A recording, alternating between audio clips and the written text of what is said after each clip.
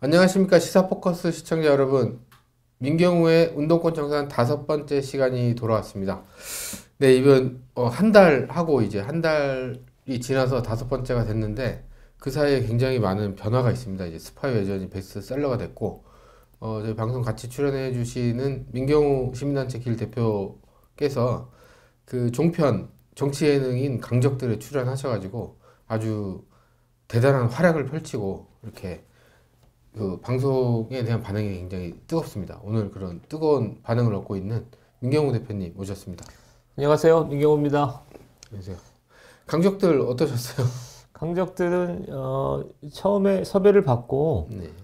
출연을 했는데 제가 느끼기로는 굉장히 버벅댔어요. 아, 예. 그 운전해서 왜 이렇게 네. 끼어들기 예, 있잖아요. 예. 그 네 명이 토론을 하는데 언제 어디서 얘기를 해야 될지도 잘 모르겠고 예. 여기 유튜브는 이제 좀 안정감이 있잖아요. 근데 거기는 굉장히 많은 사람들이 지켜보고 있대. 아, 그렇군요. 그래가지고 걔는 굉장히 당황했고 마음속으로 아유 버벅대고 왔다 네. 망했다 이러고 왔는데 이걸 편집을 하더라고요. 아, 한 3시간 분을 한 90분 정도로 한 80분 정도로 이렇게 예. 편집을 해버리니까 예.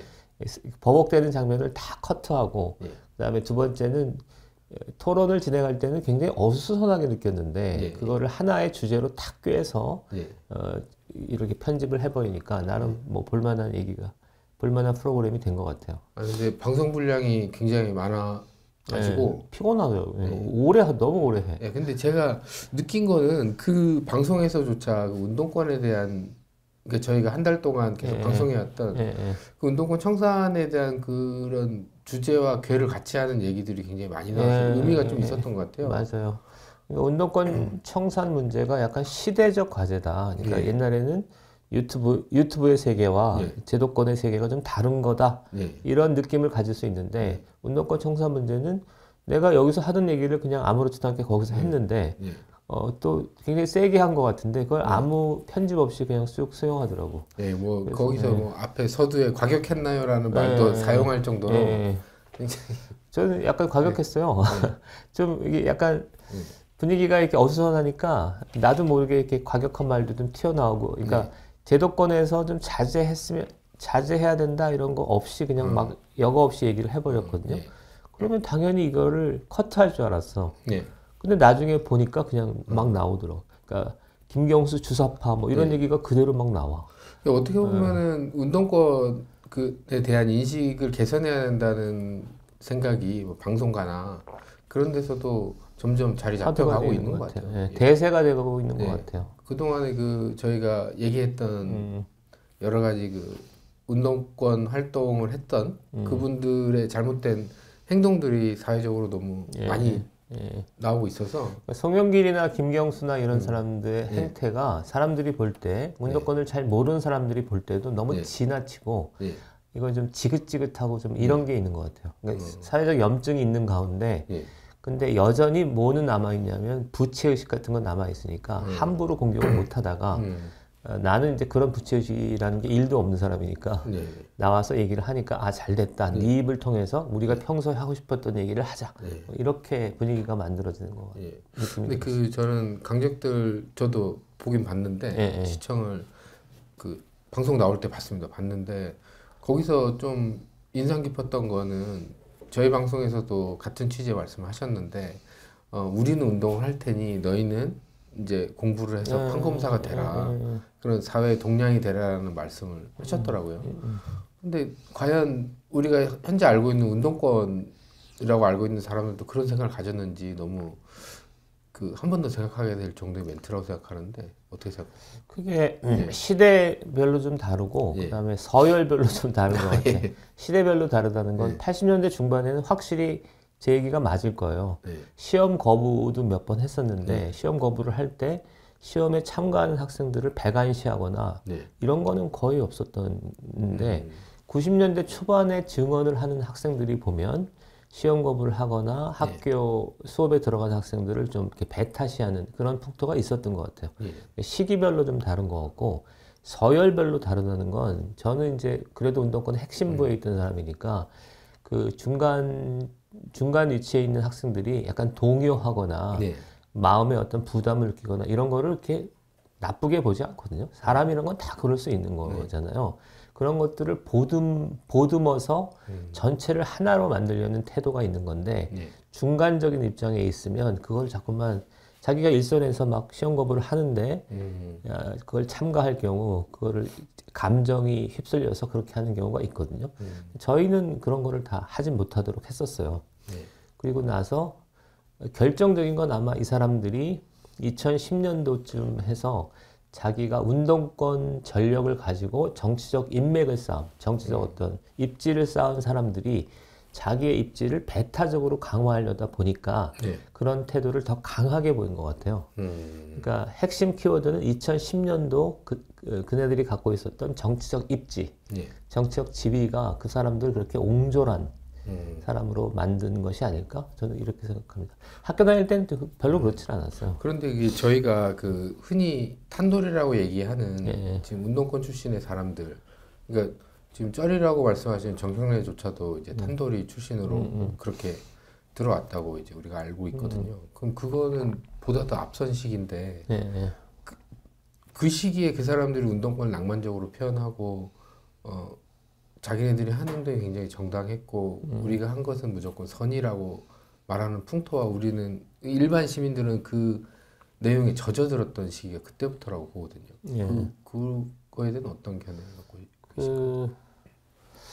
질문에 답이 되는지 모르겠는데 NL들은 주사파들은 대중 노선을 갖고 있었기 때문에 사람들이 조금 동요하는 모습을 보여도 그거를 적대시하는 전통은 없어요. 학교 다닐 때는 없어요. 그렇게 가르치질 않습니다. 근데 2000년도에 이 친구들이 정치적으로 진출하려다 보니까 자기를 어필해야 되잖아요. 근데 어필할 게 별로 사실 없었다고. 그러니까 민주화 운동을 했다라는 걸 어필을 하고 시간이 지나서 자기에 대한 적대적인 세력들이 나타나잖아요. 그게 하나가 검찰이었고 하나가 안철수와 같은 테크노크래트거든요. 학생운동 출신의 어떤 386들이 있고 안철수는 테크노크래트가 있는데 이 사람들하고 적이 된 거니까 테크노크래트를 폄하해야 되잖아요. 검찰들을 폄하해야 되니까 민주화운동을 배타적으로 처리한 것이 아닌가? 저는 이렇게 생각합니다. 그러니까 2000년대에 들어서 나타난 현상이다 이렇게 보죠. 그럼 그 얘기는 좀 이따 더 이어가기로 하고 제가 갑자기 든 생각인데 대중노선하고 관련해서 지금 가장 머리에 떠오르는 사람은 안희정 씨거든요. 그 말씀하실 때 NL들의 전략 중에 하나가 어른들하고 얘기할 때 싸우지 마라, 논쟁하지 마라, 무조건 고개를 끄덕이고 그 사람의 마음에 들어가라 라고 하시는 전략이 있다고 말씀하셨는데 그 얘기를 듣고 나서 이제 최근에 안희정 전 지사가 이제 활동을 재개했다는 뉴스도 나오고 이런 걸 보면 안희정 지사의 방식 그 행동 양식을 그대로 따르는 것 같다는 생각이 들거든요. 예전에 박근혜 대통령하고도 이제 뭐 손을 잡을 수 있다라는 보수하고도 손을 잡을 수 있다 이런 류의 얘기가 혹시 그 전략의 일환 안에 있는 건가요? 안희정은 주사파의 대중 노선을 한국 학생운동에 가장 먼저 본격적으로 도입한 사람이에요. 그러니까 대중 노선이 그 사람의 어떤 그 사람의 입지전적인 어떤 성과인데 그게 주사파로서의 안희정 씨의 면모가 확인되지 않기 때문에 드러나지 않기 때문에 알려져 있지 않을 뿐이지 대중 노선의 화신가도 같은 사람입니다.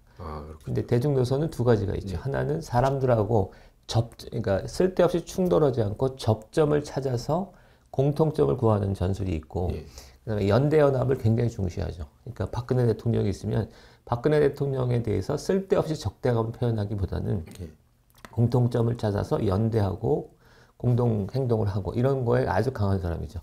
그러니까 주사파 중에 서열이 높았기 때문에 가령 서영교나 이런 사람들은 투박하잖아요. 정청래 서영교 계열은 투박한데 이건 지위가 낮았기 때문에 그렇습니다. 주사파의 순도가 낮았기 때문에 그렇고 안희정은 순도가 높았기 때문에 굉장히 부드럽잖아요. 그러니까 주사파는 굉장히 부드러운 거예요, 원래. 그러니까 주사파의 순도가 높은 사람들일수록 부드럽습니다. 간첩들이 가장 부드럽습니다. 간첩인데 튀는 간첩은 그 간첩이 아니에요. 그렇군요. 그 주사파 성향을 갖는 간첩들이 있어요. 제 주변에도 많이 있었는데 이 사람들 굉장히 부드럽습니다.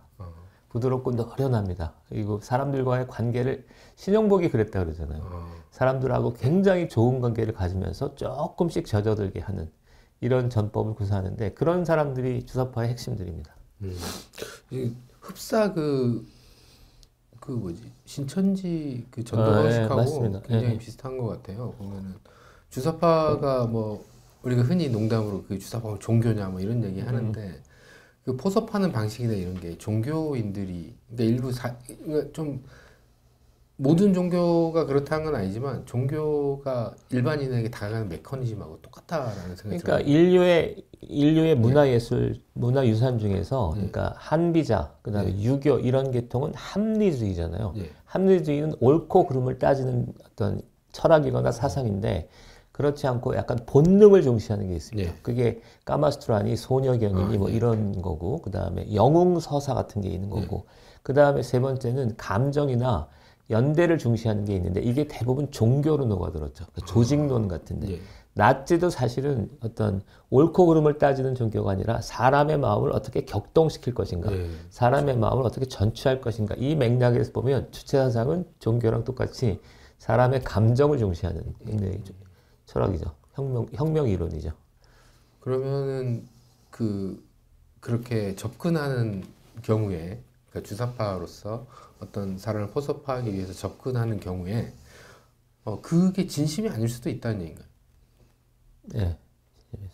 그러면 또 치환하자면 안희정의 이제까지의 발언은 진심일 수도 있지만 진심이 아닐 가능성도 있다는 얘기인가요? 그 전략 관점에서 본다. 그러니까 본인들은 그러니까 그렇게 사람을 공통점을 찾아서 연대하는 것이 끝까지 가는 전략적인 행보다 이렇게 얘기를 했지만 실제 벌어진 모습은 민족주의자나 계량주의자들이 대부분 공산주의자들한테 먹혔거든요. 동굴아파 이런 데서 다 먹히거든요. 맞네요. 그러니까 진심이 아닌 거죠, 이건. 한국에서도 진심이 아닌 거죠. 일단 젖어들고 난 후에 권력을 잡으면 다른 소기의 목적을 달성하는. 그러니까 우리가 가장 비근한 예로 지난 정권을 그렇게 바라볼 수도 있겠네요. 그렇게 볼 수도 있죠. 그 문재인 대통령이 후보 시절에는 굉장히 친근하고 뭔가 사람이 먼저다라면서 그렇게 다가가서 결국에는 막상 정권을 잡고 180석을 잡으니까 국민 힘들게 하는 정책들과 법을 계속 내놓고 자기들의 적들을 치는 거죠. 쳐내는 법안들을 발의하는 특히 적폐청산이란 이름하에 공무원 사회나 이런 데에 어떤 메스를 들이댄 거는 뭐 그런 공산주의자들의 전형적인 그런 행동으로 볼 수 있죠. 그러면 주사파를 우리가 구분하는 이유가 구분을 해야 되는 이유가 그들이 부드럽게 다가가서 우리를 어떻게 적게 만들어서 어떻게 할지 모르기 때문에 그들을 미리 구분해 놓는 작업은 굉장히 중요한 거라고 볼 수 있네요. 그렇게 보입니다. 은연중에 먹히는 거니까. 그러니까 비도 제일 위험한 게 막 떨어지는 비들은 사실은 뭐 이해가 되는 건데 은연중에 젖는 비 있잖아요. 그거는 조금만 지나면 몸이 흠뻑 젖기 때문에 그걸 경계해야 되는데 주사파들은 그렇게 다가와요. 그게 어떤 사람들을 대하는 기본 방식입니다. 그러니까 일단 은연중에 사회가 다 먹히는 거죠. 굉장히 위험한 거죠. 그래서 그거를 구분하기 위해서 주사파는 잘 안 보여요. 그러니까 뚜렷한 실체를 드러내지 않는 것이 목표이기 때문에 그러니까 모호하게 문제를 처리하거든요. 근데 이거를 관장하는 수령과 당은 있는 거예요. 수령과 당이 명확한 목적성을 가지고 하는데 중간 지대에서는 그리고 대중적 현장에서는 모호하게 처리하면서 은연중에 다 먹는 거죠. 그게 주사파의 어떤 전략 전술이기 때문에 이 실체를 분명히 아는 건 매우 중요하죠. 그러니까 지금도 김일성, 김정일, 김정은에 대해 아는 게 매우 중요하죠. 조선노동당에 대해서. 그렇고 이제 이렇게 돼 있는 건데 전체적으로 보면 주사파는 있거든요. 그런데 이거를 이제 민주화운동 세대가 워낙 오랜 기간, 장기간 모호하게 일을 처리해왔기 때문에 주사파가 어디 있어? 그러면은 막상 할 얘기가 별로 없었잖아요. 그런데 반면에 그리고 또 뭐는 아니냐면 김일성, 김정은 이거에 대한 공격은 또 막는 거죠. 막으면서 여기는 이제 화제가 안 되고 여기서는 모호하게 처리하니까 주사파는 있는데 어디 있는지 잘 모르는 이런 상태가 돼버렸다고 저는 보죠. 그럼 이제 지난 정부의 모호한 대답이나 지금 현재 그 운동권 출신이라고 불리는 사람들의 명확하지 않은 대답들은 그런 전술이 체화된 겁니다. 체화된 상태에서 하니까 우리 국민은 이제 답답하기만 하고 명확한 게 없고 쟁점이 안 되는 거예요. 그리고 메시지 또 일부 그 개딸이나 뭐 그런 세력들이나 그런 분들은 자의적으로 해석하는 경우가 많아지는 이유가 그거군요. 그렇죠. 뭐 안희정 지사는 그렇다 치고 또 뭐 바둑이라 불리는 이제 김경수도 그렇죠. 근데 그분은 안희정 씨와는 전혀 좀 다르게 행보하잖아요. 좀 숨어서 뭔가를 하는 것도 같고. 어떻게 보시나요? 김경수 씨는 일단 가장 큰 경력은 주사파 경력을 집요하게 숨기잖아요. 예. 그게 저는 제일 문제라고 생각하고 그 다음에 두 번째는 문재인 정권 하에서 중요한 역할을 했던 사람이잖아요. 근데 저는 김경수 씨는 내가 볼 때는 좀 잘생긴 사람이에요. 그래서 이미지가 좋았는데 드루킹 사건 같은 데 보면 이 운동권들의 좀 잔인함? 이런 게. 그러니까 저 같으면 못했을 거라고 저는 봐요. 그러니까 드루킹으로 선거에 영향을 미칠 수 있는 어떤 행동을 할 때 나는 못했을 것 같아. 그런데 이 김경수 씨는 하잖아요. 그리고 한 뒤에도 내가 한 일 없다. 내가 뭐 감옥 앞에서 뭐 얘기를 하는 거 보면 나는 한 줌 부끄러움 없이 떳떳하다. 이런 얘기를 아무렇지도 않게 해서 나는 김경수 씨한테 느끼는 어떤 감정은 주사파나 운동권이 저렇게 좀 잔인하구나. 그거가 오히려 핵심 감정이에요. 그러니까 안희정 씨는 모호하게 처리하는 주사파의 전술을 잘 체현한 사람이다. 이게 핵심 감정이라면 여기는 그 감정이 핵심이고 문재인 대통령한테 느끼는 감정도 그거예요. 적폐청산이라고 해서 막 난리잖아요. 근데 저렇게까지 하나? 뭐 이런 감정이 있었죠. 뭐 어떤 사람은 그 서울의 봄 보고 전두광 보고 문재인 떠올랐다 뭐 이런 얘기도 하는 사람도 있더라고요. 잔인해서. 근데 뭐 그게 아주 일부 의견인데. 서울의 봄은 그러니까 인기를 끌어서 그렇게 그런데 중의적으로 해석되잖아요. 여러 가지로. 그러니까 맞습니다. 애초에 감독이 원하는 거는 하나회를 검찰과 연결시키고자 하는 게 목표였을 것 같은데. 그렇게 해석하시나요? 저는 전두환에 대한 우호적인 감정도 부분적으로 존재한다라는 건 이제 서울의 봄을 두고 단일 메시지로 해석할 수 있는 시대가 아니다. 이제 분화될 거다. 근데 일시적으로 서울의 봄에 대한 여론이 집중돼 있긴 하지만 거기서 다양한 의견들이 분화되고 이 분화된 의견이 서울의 봄 감독의 의사와 무관하게 세력화될 거다. 이렇게 그러니까 중의적으로 해석된다는 건 굉장히 안 좋은 징후죠. 서울의 봄 제작자들의 입장에서 볼 때는. 저는 그 서울의 봄을 생각을 해보면 그 하나회에 초점이 맞춰져 있잖아요. 근데 그 하나회가 아니더라도 뭐 거기 나오는 이제 장태환 씨를 이제 묘사한 그 정우성 씨가 이제 연기한 그분의 경우도 결국엔 그 시대의 투스타 뭐 그 정도였으면 이제 그 박정희 대통령의 충신이었을 가능성이 높거든요. 정승화 씨도 그렇고. 근데 어떤 그게 그 박정희 전 대통령의 그 충신들끼리의 어떤 파벌 싸움이 그 당시 쿠데타로 연결됐고 그렇게 됐고 그 부분을 놓친 채 무조건 하나에만 나쁘다 이렇게 보기는 좀 어렵고 박정희 충신이라고 해서 그게 나쁘다라는 건 아니에요. 근데 본질은 그 충신들 사이에서 박정희 대통령이 죽고 나서 어떤 이제 권력 싸움 안에서 그게 이루어진 게 아닌가 뭐 그렇게 볼 수도 있고 또 한 가지는 공직 사회 안에서 사조직이라는 게 얼마나 무서운 그 영향을 가질 수 있는지. 그러니까 우리가 가장 가까운 예로 우리법 연구회라는 공직사회 내 사조직이 있잖아요. 우리법 연구회나 하나회나 저는 좀 비슷한 느낌이 들어요. 그러니까 어떤 공직사회 안에서 사조직을 만들어서 그것을 통해서 자기들의 이익을 실현하는 것은 국민을 굉장히 농락하는 거 혹은 이제 국민한테 사기치는 행위다. 저 그렇게 봅니다. 근데 그 61년부터 시작해서 그 79년까지가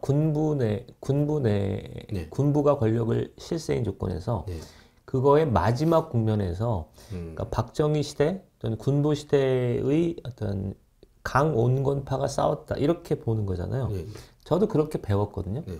근데 지금 여기는 뭐냐면 그게 아니라 하나회라는 사조직이 있고 그다음에 지금은 검찰이라는 사조직이 있습니다.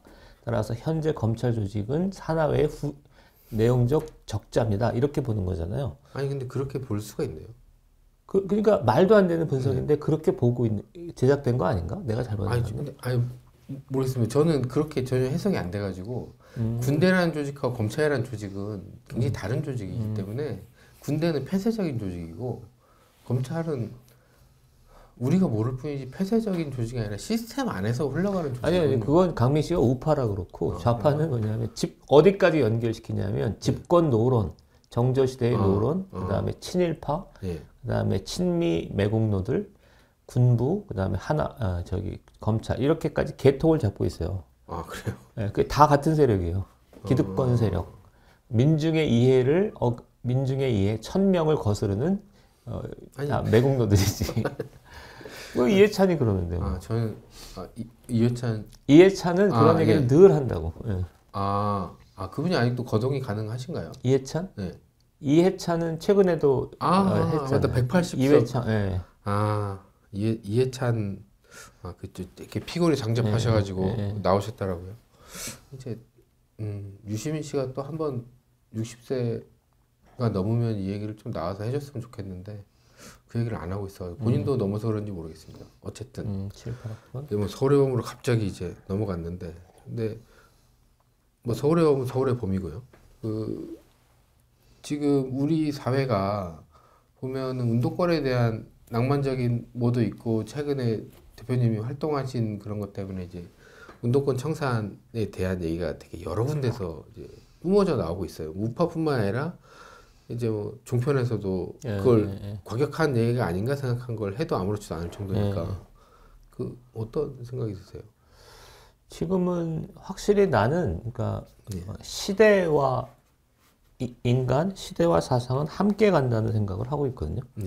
무슨 얘기냐면 어떤 인간의 사상이나 아까 서울의 봄에 대한 감상이나 이런 것들이 다 시대적 맥락 위에서 벌어진 사건이다라고 보는데 그러니까 운동권 청산의 요구가 이제 더 이상 감당하기 어려울 정도로 비등해져 가고 있다.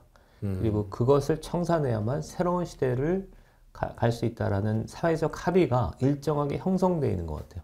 그래서 저는 뭐 3년 전부터 이 작업을 했었는데 지금 유튜브에서 또는 스파이 외전 책에서 하다가 여기까지는 굉장히 멀리 간 얘기라고 생각했는데 종편에서 제도권에서 이걸 받을 정도로 그렇게 가까이까지 갔다라는 생각이 들고 저는 총선 때 총선의 시대 정신을 어떤 규정해야 되는데 정리해야 되는데 그 와중에서도 운동권 청산 문제가 중요한 이슈가 되겠다 이렇게 생각해요. 내가 생각했던 것보다 훨씬 중요한 의제가 되겠다 이렇게 보고 있어요.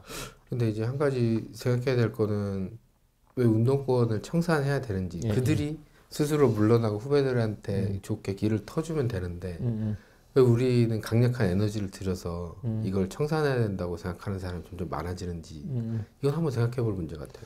그거는 뭐 내가 볼 때는 집단이 항상 역사는 집단을 갖고 설명하거든요. 한 개인이 무슨 생각을 하고 있는가는 별로 관심이 없고 조선조가 이제 조선조가 설 때는 뭐 훈구파, 살인파 뭐 이렇게 하잖아요.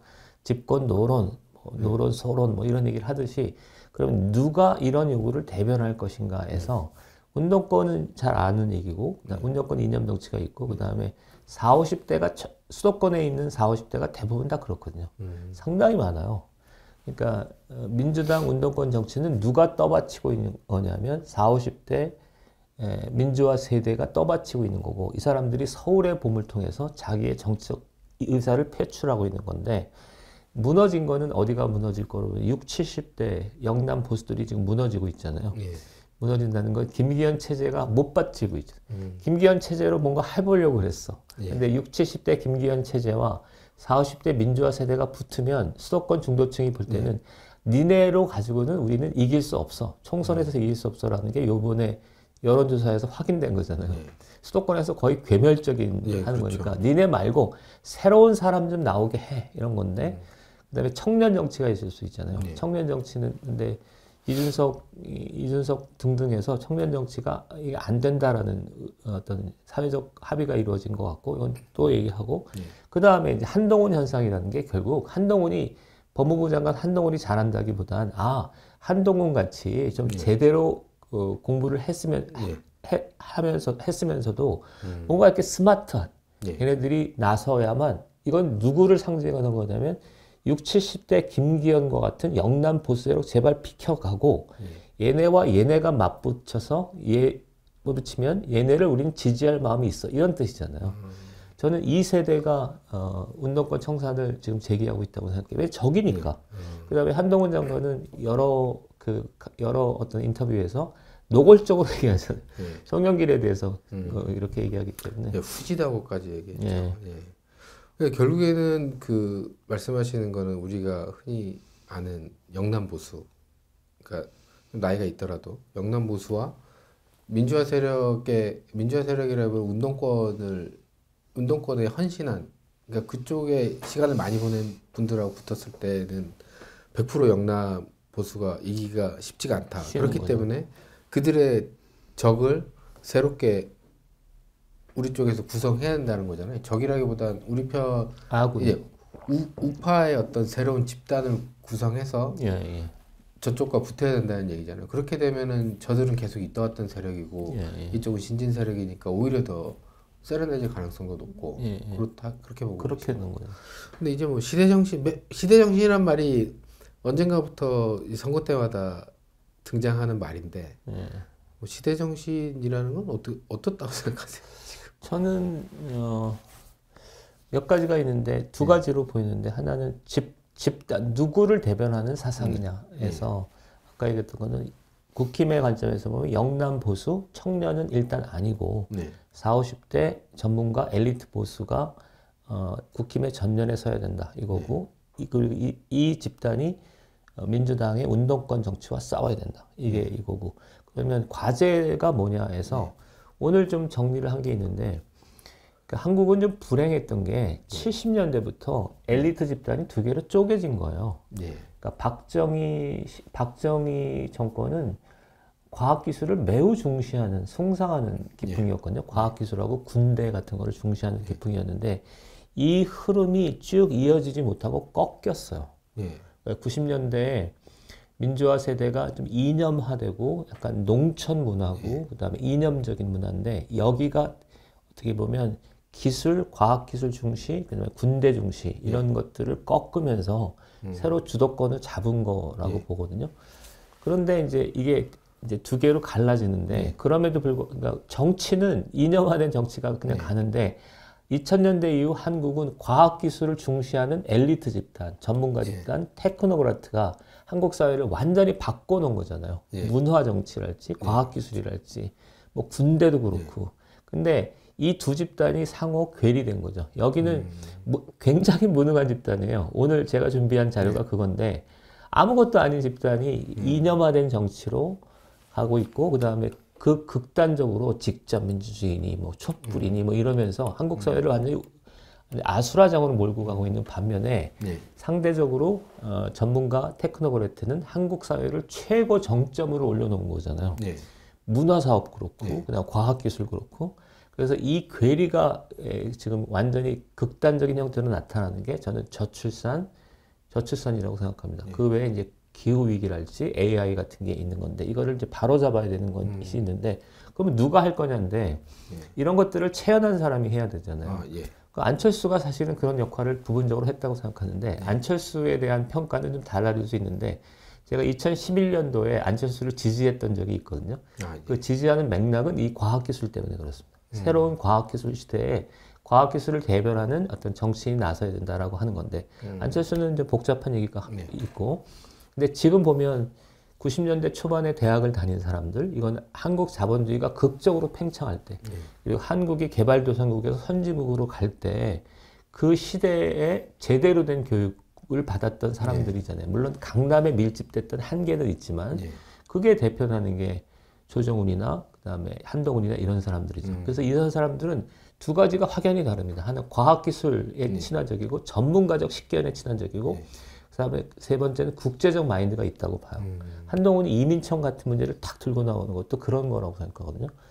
근데 그래서 지금 시대 정신은 뭐 대충 집단과 과제의 관점에서 저는 이렇게 보기 때문에 한동훈 현상은 단순히 그냥 어떤 개인에 대한 호불호가 아니라 아주 켜켜이 쌓여 있는 한국 사회의 모순 구조를 해결하는 그런 어떤 단초를 열 거다 이런 기대감을 갖고 있죠.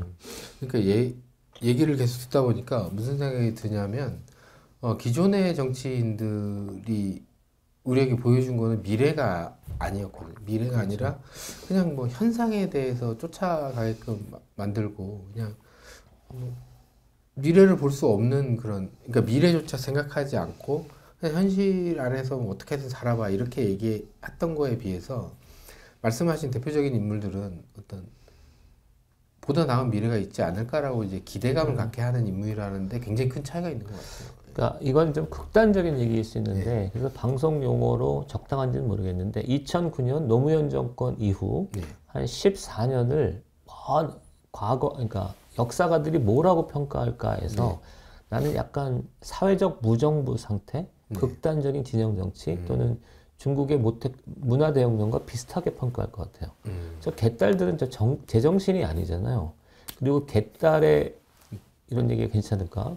그러면 그 다음에 이재명 같은 사람이 권좌에 앉아 있고 그 다음에 이거를 중년 민주화 세대가 그대로 용인하고 있는 거기 때문에 이거는 한 10여 년간의 상황을 어떤 동란으로 이렇게 사회적 갈등의 첨예화 국면으로 볼 거라고 보고 이제 이거를 정상화해야 된다고 보거든요.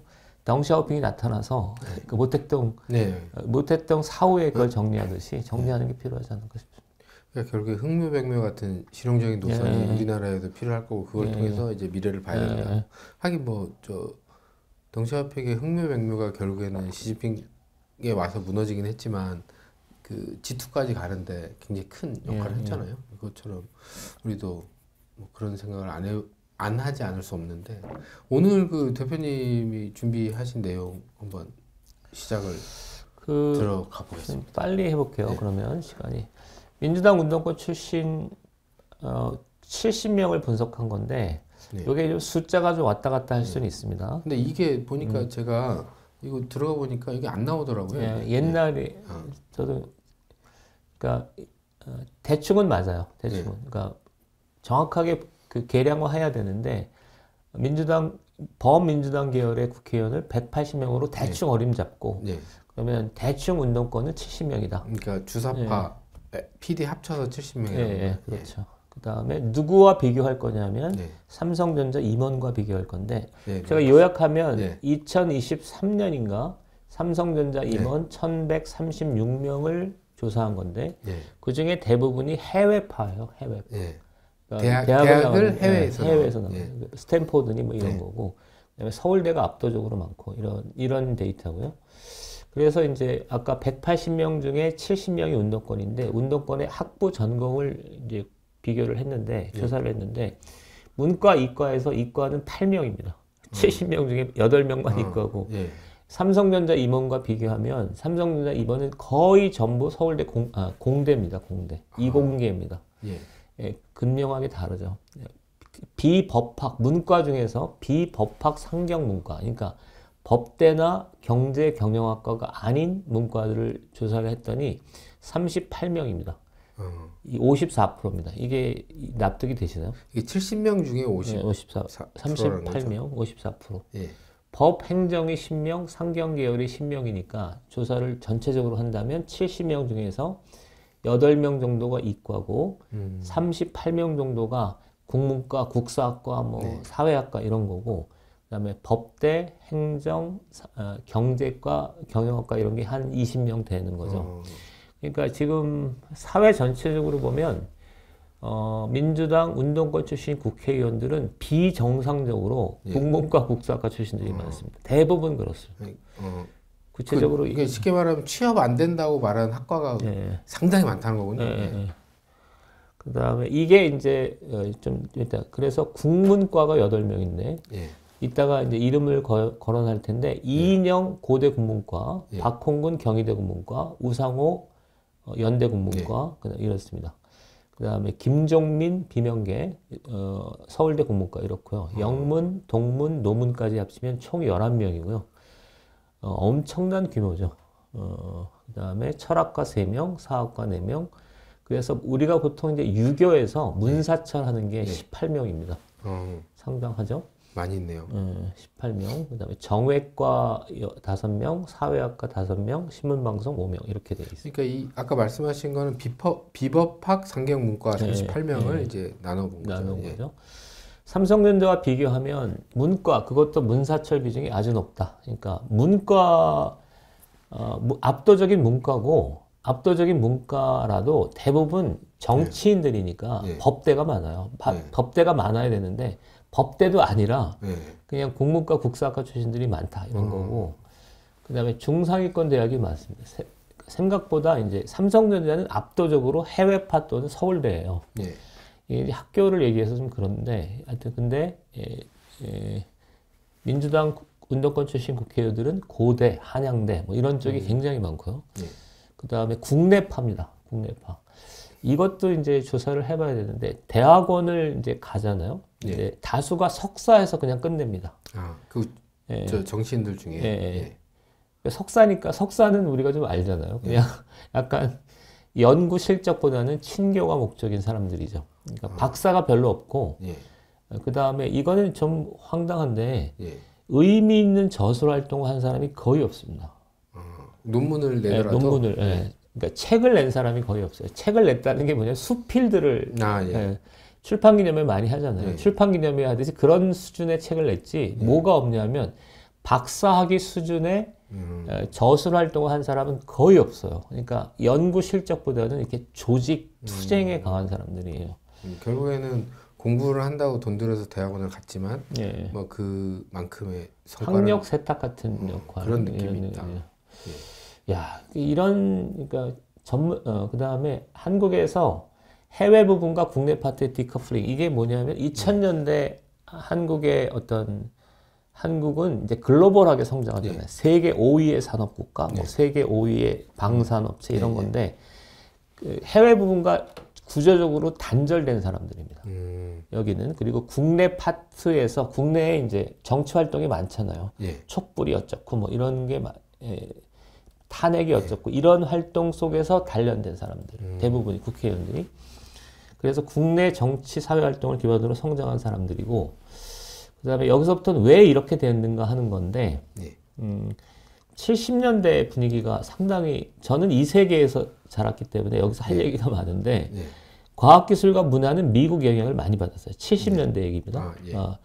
경제학과 뭐 의대 뭐 공대 그러면 다 미국으로 유학까지 독일, 프랑스로 잘 유학을 안 가잖아요. 근데 운동권이셨던 분들은 미국으로 유학을 잘 못 가게 됐잖아요. 그렇지는 제가 볼 땐 그렇지 않아요. 대부분 받아줬어요. 그래요? 그 다음에 근데 70년대 반체제 지식인들은, 그러니까 주류 지식인들은 미국에서 영향을 받았는데 반체제 지식인들은 독일과 프랑스에서 영향을 받습니다.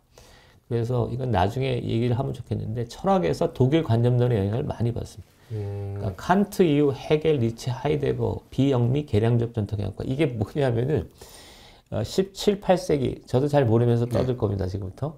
칸트 이후에 헤겔, 니체, 하이데거, 이게 뭐냐면 수량적 전통을 배제한 관면적이고 사변적인 철학 기풍입니다. 그리고 반면에 이 18세기 이후에 영미권에서 뭐가 발전하냐면 수리적 전통, 계량적 전통이 급격히 발전해요. 무슨 얘기인지 모르겠죠. 그러니까 근거가 있느냐 없느냐의 차이를, 명확한 근거가 있느냐 없느냐의 차이 아니에요? 그러니까 숫자? 숫자죠. 그렇죠. 근거가 있는가 없는가의 차이도 있지만 수학을 가지고 수학이 기반 학문이 돼서 과학이나 이런 것도 다루는 거거든요. 그게 지금 뭐로 발전했냐면 경제학, 그 다음에 컴퓨터 과학, 그 다음에 생물학 이렇게 발전하거든요. 수학이 경제학을 먹잖아요. 그렇게 돼서 이게 아주 중요한 얘기인데, 그래서 19세기 우리가 1980년대에 공부를 하다 보면 미국의 이 계량적, 수리적 전통을 운동권들은 뭐라고 했냐면 그거는 인간에 대한 몰리의 산물이다 라고 20대 초반의 대학생들이 그딴 짓을 했다니까. 그렇게 되면 뭐가 문제가 되냐면 컴퓨터 과학을 부정하는 거예요. 인공지능을 부정하게 되는 거지. 그 다음에 민주주의에서 프랑스적 전통, 그리고 러시아가 굉장히 인기였어요. 죄와 벌 이런 거, 라스콜리니코프 뭐 이런 거에서. 그래서 전체적으로 요약하자면 80년대 운동권 성장기에 영미 사상에 대한 몰이에 이게 컸죠. 영미 사상을 뭐라고 보냐면 미국 영화를 보고 미국 드라마를 보고 미국적 기술을 쓰면서도 영미는 속물적이고 실용적인 나라다. 이렇게 몰아붙였어요. 그리고 독일하고 프랑스는 뭔가 고상하고 굉장히 그럴듯한 나라다라고 하니까 미국적 가치관을 실용적이라고 물어붙이고 독일, 프랑스, 나아가 러시아 등에서 대안을 찾습니다. 이게 선진국과 후진국의 항상 있는 현상이거든요. 선진국의 사상, 니네들의 문물은 따르겠어. 예. 과학기술은 따르겠는데 니네들의 사상은 우리가 받아들일 수 없어. 이 전통이죠. 동도서기, 화원양제 같은 게 이런 전통이죠. 근데 그 영미의 기술이나 그런 것들은 다 철학이나 이념이 녹아 있는 거잖아요. 그렇죠. 네. 그렇죠. 근데 그렇게 말도 안 되는 얘기를 하시고. 그러니까 세 가지가 있다니까. 네. 그 본질적인 질문인데, 우리가 영미의 과학기술 안에는 그 사람들의 사상과 이데올로기도 녹아 있다라고 보면 영미의 사상을 받아들여야 되잖아요. 근데 반면에 니네의 과학기술은 인정하되 그건 외형적인 거고, 그거는 외형적인 거기 때문에 내용적 또는 정신적인 측면에서는 우리의 고유의 뭐가 있어 라는 게 있을 수 있어요. 이게 동도서기, 화원영제 같은 19세기 말의 전통이고 1970년대에 그랬다니까. 그러니까 독일, 프랑스가 하나의 대안이었죠. 그러니까 미국을 받아들이기 싫으니까 독일과 프랑스가 대안이 됐다. 그렇다면 우리가 그 흔히 얘기되는 미제국주의의 뭐 앞잡이 뭐 이런 얘기를 하는데 그 미국을 제국주의자로 봤다는 건가요? 그렇죠. 미국에 문물이 들어오잖아요. 그러니까 나는 70년대면 매주 토요일마다 600만 불의 사나이 제이미 소머스를 봤다고. 근데 제이미 소머스나 600만 불의 사나이에 굉장히 자유롭고 그 다음에 아주 유연하고 그런 너그러운 분위기들은 그걸 보지 않고 뭐만 봤냐면 600만 불의 사나이가 몇백만 불을 들여서 뭐 바이오 그런 로봇을 만들고 뭐 이런 것만 봤죠. 그러면서 이 미국적 이 문화와 미국적 사상은 우리 것으로 대체해야 된다.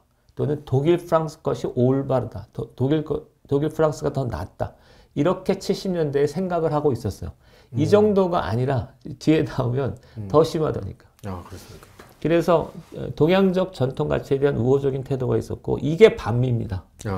이게 반미입니다. 그러니까 지금도 이런 반미가 있는데 미국의 어떤 기술, 미국의 어떤 문물은 인정하는 거죠. 이것 자체를 인정하지 않으면 이건 위정척사가 되는 거야. 아니 근데 동양적 전통 가치에 대한 우호적인 태도라고 하셨는데 우리나라를 중심으로 본다면 미국하고 일본이 동양에 있는데 그러면은 그분들은 아예 본류를 미국이나 유럽으로 설정하고 동양적으로 봤다는 거예요. 대륙적, 그러니까 그게 이승만이 얘기했던 대륙의 끄트머리에 있는 게 우리나라다라는 자기가 딱 있는 거죠. 해양은 우리의 어떤 세계관 안에 없는 거지. 그것도 안타까운 얘기예요. 아, 그렇게.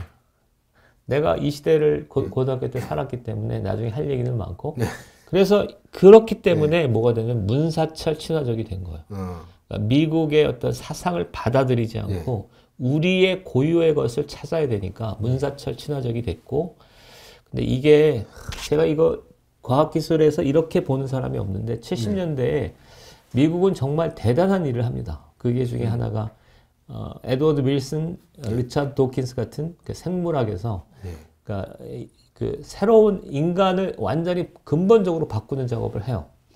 근데 그런 것들을 70년대에는 잘 몰랐던 거고 지식인들이 일부만 받아들였고 이거를 최근에야 90년대 이후에야 윌슨이나 도킨스 같은 그러니까 20년 정도 적어도 20년 정도의 차이가 있는 거고 그 다음에 제가 중시한 건 전자공학이죠. 전자공학에서 이제 그 반도체를 만들고 나서 1959년 뭐 쇼클리가 만들고 나서 70년대 전자산업이 발전하면서 이 전자산업의 이 기초 위에서 인공지능이나 로봇이나 뭐 컴퓨터 과학이 발전하니까 70년대의 이 사상운동은 우물한 개구리였죠. 네, 그 다음에 두 번째는 그 다음에 이제 한국적 전통을 하는데 독일, 프랑스를 숭상했던 거는 하나의 지식 전통이고 이거는 이제 운동의 전통인데 70년대 저항적 민족주의를 했죠. 그러니까 이것도 미국, 영국을 싫어하는 거니까. 그 다음에 이영희가 한국 운동에 가장 강력한 영향을 미친 의영희는 중국 베트남론에서 사실상 중국이 옳다라고 본 거니까. 동아시아 사회주의, 탈춤, 풍물 등 동양적 신비주의. 이거 동양적 신비주의의 기원은 뭐냐면 미국이 틀렸다 이런 거죠. 반면에 이건희와 한국 반도체. 1974년 이건희가 한국 반도체를 인수하거든요.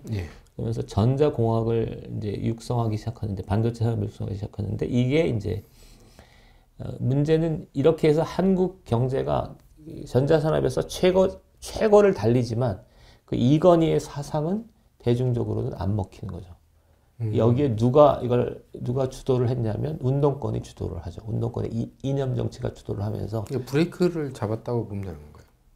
네, 브레이크를 잡았죠. 그러니까 2000년대 이건희를 법이 있으면 처벌하는 건 당연할 텐데 이건희를 2000년대에 보면 그 가업 승계라는 관점에서 완전히 아작을 내버리잖아요. 이건희 아작 내고 그다음 정의선 뭐 이런 재벌들이 탈락하거든요. 그러니까 90년대에는 재벌들이 정치권에 상당한 영향을 끼쳤습니다. 92년에 정주영, 김호중, 뭐 이건희 이런 사람들이 90년도에는 자기의 늘어난 파일을 가지고 정치권에 영향을 미치는데 2000년대 운동권 물이 확산되기 시작하면서 이건희, 뭐 정주영 이런 사람들이 정치에 영향을 미칠 수 없는 사회적 환경을 만들어 버리죠. 그러니까 기업이 배제되니까 그 안에서 고만고만한 현실과 괴리된 이상한 어떤 정치 세력들이 등장하는 거라고 보이고요.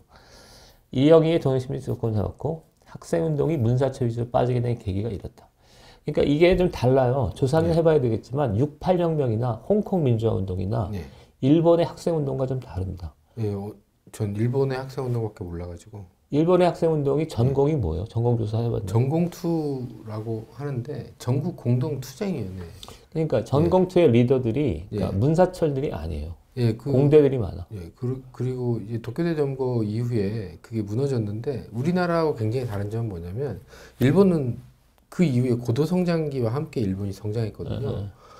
근데 그들이 사회로 나와서 이제 사회와 변절할 수 있는, 그러니까 운동권과 변절할 수 있는 기회가 생겼어요. 그러면서 관료가 되고 대기업에 들어가고 이러면서 남아있는 사람들은 변절자로 욕만 하지만 피폐화돼 가고 나머지 사람들은 고도성장기와 함께 가족을 꾸리고 사회를 지탱하는 역할을 했거든요. 하지만 우리나라는 너무 다른 점이 뭐냐면 96년도 연대 사태가 전공투라고 많이 비교되기도 해요. 왜냐하면 폭력적이거나 뭐 이런 면에서 비슷하니까. 하지만 그 학생운동이 그 일부 종말을 가져온 것도 비슷하거든요. 근데 우리는 96년, 97년 이후로 IMF가 오기 때문에 이때 운동권, 그러니까 에너지를 가진 학생들이 사회로 들어갈 기회가 문이 좁아지면서 이게 저는 굉장히 왜곡된 형태로 우리 사회에 잠재된 에너지로 남아 있었다고 생각하거든요. 그래서 그게 만약에 사회로 나와서 양의 방향으로 이게 뭔가가 갔다라면 좀 다른 형태의 한국 사회를 맞이할 수 있었는데 이들이 다시 IMF의 파고를 넘고 뭔가 다시 경제적으로 성장을 하면서 이제 골랐던 것들이 어쨌든 잠재되어 있던 에너지, 그러니까 곪은 그 운동권의 에너지를 해소를 해야 하잖아요. 해소를 해야 되는데 그들이 나오는 형태가 이제 탄도이라던가 뭐 이런 98년도 김대중 정권이 탄생하면서 뭔가 그런 형태로 해소가 되면서 좀 이들이 갖고 있는 에너지가 우리 사회에 되게 왜곡된 영향을 끼쳤다고 저는 생각을 합니다. 그래서 그런 차이가 좀 있는 것 같아요. 말이 좀 샜는데 계속 해주시면. 그래서 그러니까 과제로 남긴다면 우리가 386 운동은 문사철들이 압도적으로 많은데 그러면 일본의 전공투, 그다음에 동아시아 홍콩의 민주운동, 그다음에 미국과 유럽의 유판운동은 전공이 어땠냐 했을 때 60년대 후반에 이제 전 세계적인 베이비붐 세대가 일으킨 이거기 때문에 이게 영미적 또는 프랑스, 독일의 전통보다는 이슬람의 전통에 가까워요. 아, 그렇습니까? 386 운동은 이슬람에 가까워. 이슬람의 어떤 종교 원리주의랑 훨씬 가까운 것 같아요. 그래서 내가 이건 좀 너무 비관적인데 그 정도로 그러니까 과학기술과 좀 괴리된 사회적 어떤 일탈 현상 같은 느낌도 꽤 있죠. 그래서 이재명과 한동훈을 이제 본격적으로 비교하는데 그러니까 운동권을 분석하는 건 그냥 분석하는 대로 두고 이것이 현실적으로 어떤 의미가 있는 건데 5개의 집단을 저는 추렸습니다. 국힘은 60, 70대 영남 보수파고 솔직히 말하면 신비주의 영향을 너무 많이 했어요. 음모론 같은 거. 그러니까 음모론이 너무너무나 판을 치고 있기 때문에 제가 볼 땐 최소한의 합리적, 과학기술적 소양이 부재한 게 아닐까. 현재의 국힘을 말씀하시는 거예요. 영남 연령별로 국지화돼 있다. 그러니까 영남에 국지화돼 있으니까 영남이 도저히 수도권을 지금 못 이기는 상태이고 연령대도 40, 50대랑 60, 70대가 경합을 할 때 40, 50대와 60, 70대가 1대1로 경합을 하면 게임이 안 되는 상황이기 때문에 이 집단은 이렇게 그냥 두면 이거를 중심으로 세상을 구성하면 총선에서는 뭐 필패죠. 현재의 상태로 그렇다. 아마도 괴멸적인, 그러니까 옛날에 김종필의 자민련 같이 국지적인 정당으로 전락할 거다 이렇게 보이고 청년 정치는 저출산 고령화 시대에 새로운 유형의 청년 정치가 등장하는 것 같아요.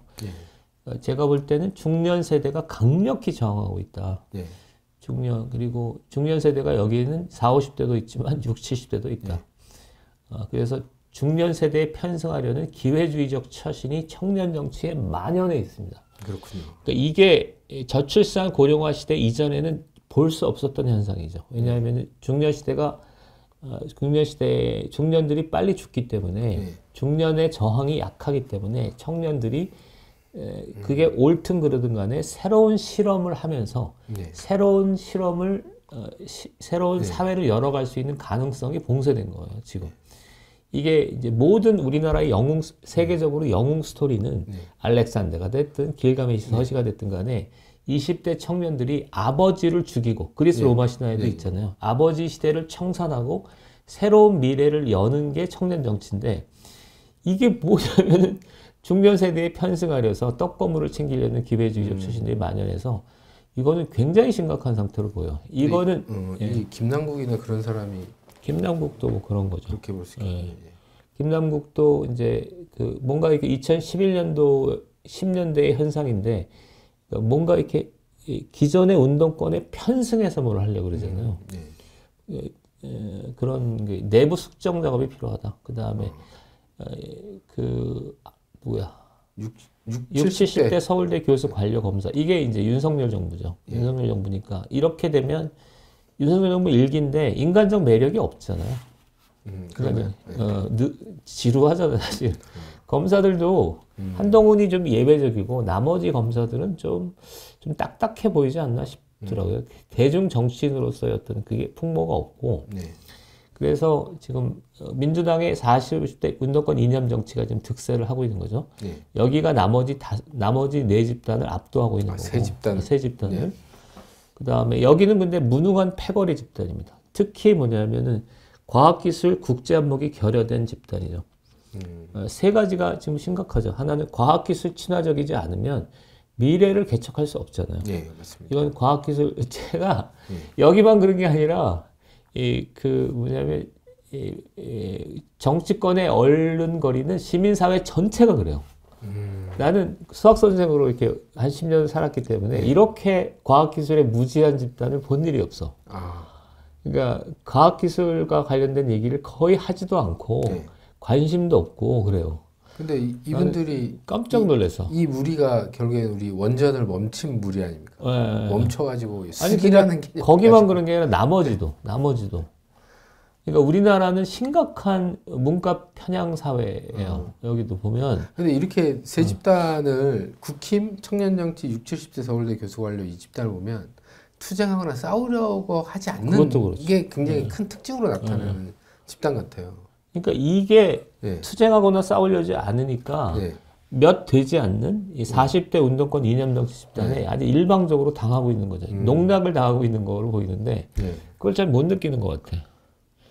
네, 그렇죠. 일단 농락 먹고 사는 문제가 해결되니까 이 사람들은. 아니 그게 먹고 사는 문제가 부족해도 사회적 또 소명의식을 갖고 싸우는 게 20대 청년들의 기풍이라야 된다고.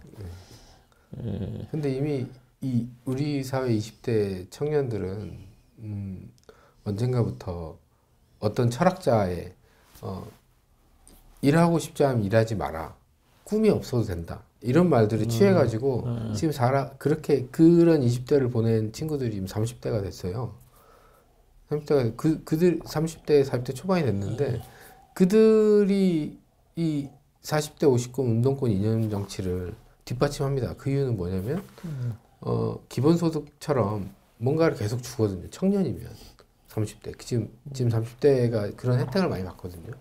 근데 그렇기 때문에 심지어 어떤 사람은 그렇게 얘기한다고도 해요. 자기는 정치적 이념이 없지만 어떤 정치인지 간에 자기한테 실질적으로 세금을 자기한테 더 많이 줄 수 있는 사람을 뽑겠다라고 하는 그런 풍조가 나타나기도 하거든요. 그게 뭐 모두는 아니지만 일정 부분의 경향성이 있습니다. 그러니까 그런 거에 취약하다는 걸 알기 때문에 이재명이나 뭐 그 더민주 혁신회의나 이런 쪽에서 기본소득이란 그걸 들고 나온 확률이 높아요. 네.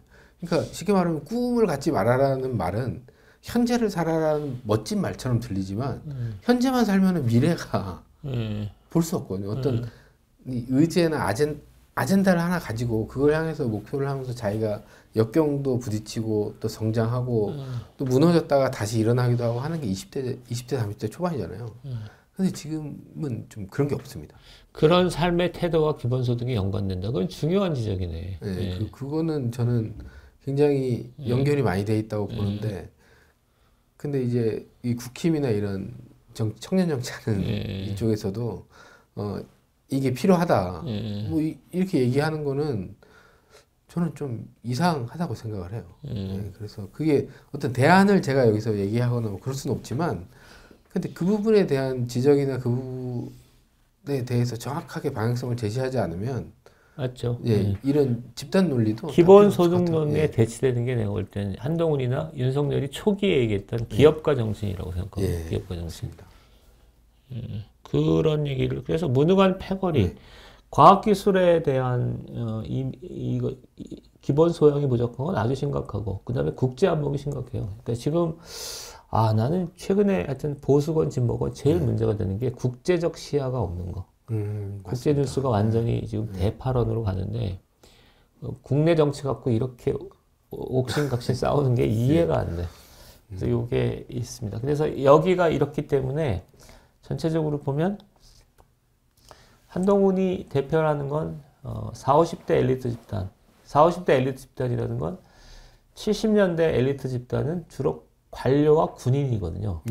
관료와 군인은 이제 조직적으로 해체된 상태로 보이고, 그 다음에 80년대에 운동권 집단이 이걸 대체했고, 그 다음에 누가 배제를 했냐면 군대 관료가 청산되고, 그 다음에 기업가들이 배제됐죠. 그 다음에 두 번째는 이과 엘리트들도 다시 배제했고, 그런 일고, 그 다음에 전문 지식을 갖고 있고 자본주의 팽창기, 그러니까 90년대죠. 70년대에 과학기술 중흥기가 있었고 정부 주도에 90년대에 민간 주도의 과학기술 중흥기가 있었잖아요. 이 과학기술 중흥기가 세계적인 어떤 산업국가로서의 한국을 만들어낸 건데 이때 과학기술과 국제적 시야를 갖춘 집단이 였으면 좋겠다. 그리고 이어야 한다. 그리고 이다고 본다. 뭐 이런 얘기죠.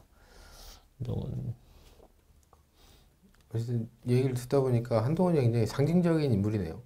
어떻게 보면 지금 이런 답답함 속에서 솟아난 상징적인 인물인데, 근데 전 한동훈 장관이 뭔가를 하는 것도 좋지만 그 주변으로 스크럼이 제대로 짜여져 가지고 그렇죠. 좀 우리 대한민국을 같이 부양시켰으면 하는 그런 생각이 들어요. 그래서 그걸 과연 앞으로 향후 어떻게 될지는 모르지만 잘 됐으면 좋겠습니다.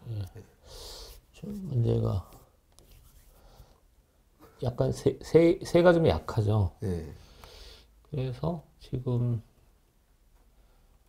운동권 지금 전체적으로 요약하면 네. 이건 다른 사람들은 안 하는 얘기잖아요. 안 하는 얘기. 제가 이제 안 하는 얘기를 몇 개 했는데 군대 얘기도 거의 안 하는 얘기고 그 다음에 전공 문사철이 이 사람들의 핵심이다. 이것도 잘 안 하는 얘기잖아요. 거의 그렇고 그다음 이거는 왜 이렇게 하게 됐냐면 제가 어렸을 때부터 이인영은 왜 고대 국문과지? 뭐 이런 생각을 했었어요. 아, 그래요? 유상원은 왜 연대 국문과지? 이런 거. 보니까 그러니까 그 대학생 운동을 주도하는 그 오픈짱이라는 사람들이 왜 국문과 출신이 많은가 뭐 이런 맞아요. 아주 많아요. 그런 생각을. 그게 문과하고 그러니까 이건 경험적으로 그런데 학교에 가보면 문과 분위기랑 이과 분위기가 확 달라요. 80년대는 그랬어요. 문과는 근데 오늘 얘기를 들어보니까 특히 이 비법학, 비상경 문과가 반 이상을 차지한다는 거는 이렇게 정리한 적이 없어가지고 저는 굉장히 충격적인데 물론 이런 전공을 갖고 있어도 정치를 하는 데는 저는 문제가 없다고 생각하지만 근데 전문적인 식견 차원에서 보자면 이들이 뭐 명문장을 만들어냈거나 뭐 예전에 그 자의반 타의반 같은 얘가 그런 멋진 말로써 상황을 정리하는 그런 역할을 했다거나 그런 것도 없이 그냥 흘러가는 대로 그냥 정권 권력에 빌붙어가지고 화만 냈지 뭐 특별히 한 것도 없는데 그렇죠. 말장난. 그리고 또 하나 굉장히 중시될 거는 나는 이제 이 사람들 책을 쭉 사서 보고 있거든요. 한 지금 몇십 권 이상 보고 있는데 그러니까 제대로 된 책을 쓴 사람이 없어요. 그러니까 책을 쓸 만한 그 약간 지적 역량이 있을까? 그리고 삶의 궤적이 그러한가? 그러니까 주로 대학 졸업하고 나서 형식적으로 사회활동하면서 대학원 석사 정도 마치고 그 다음에는 정치에 뛰어들어서 뭐 보좌관을 하고 뭐 무슨 이런 거지 차분하게 세상에 대해서 이렇게 탐구하고 그거를 하나의 책으로 엮을 만한 지적 능력과 상태에 있지 않았던 사람들이에요. 그러니까 전문적인 식견이 없는 사람들이에요. 그게 이게 뭘로 나타나냐면 김남국이나 뭐 김용민이나 이런 사람들이 나타나는 거죠. 코미디 같은. 근데 저는 이걸 보면서 이들이 왜 이렇게 조선을 부각하고 조선? 조선이란 나라를 저는 솔직히 이 대한민국 현재의 대한민국이 조선과는 괴리가 있다고 생각하거든요. 일단은 노예제도가 없는 나라잖아요. 그것부터가 좀 굉장히 큰 차이가 있다고 보는데 뭐